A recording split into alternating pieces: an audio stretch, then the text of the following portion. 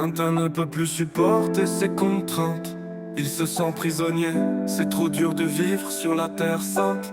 Peut-être qu'il n'assume pas non plus d'avoir mis sa sœur enceinte.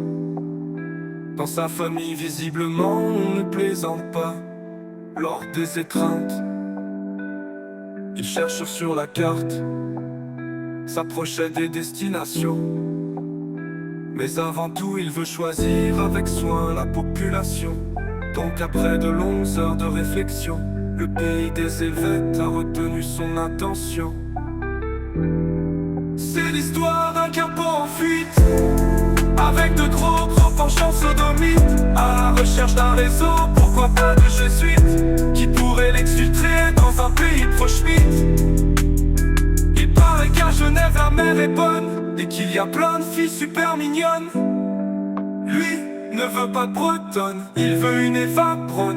Mais pour y parvenir, il faut que Tintin mette la main sur la 5e colonne. Il veut y arriver, il est vraiment prêt à tout. Par contre, depuis quelques jours, pas moyen de mettre la main sur Milou. C'est pas faute d'avoir cherché le toutou un peu partout. Faut dire que son être est fou et qu'ils ont des rapports assez chelous. C'est l'histoire d'un capot en fuite, avec de gros penchants sodomites, à la recherche d'un réseau, pourquoi pas de jésuites, qui pourrait l'exfiltrer dans un pays pro-schmitt.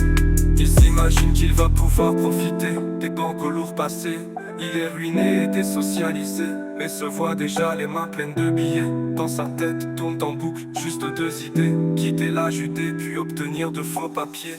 Avant même d'être parti avec Eva, il sent bien, si tout se passe comme prévu, un jour il lui demandera sa main à Berlin. Puis ensuite ils auront plein de bambins à moitié crétins, qui comme leurs parents auront sur le bras un tatouage de Pétain.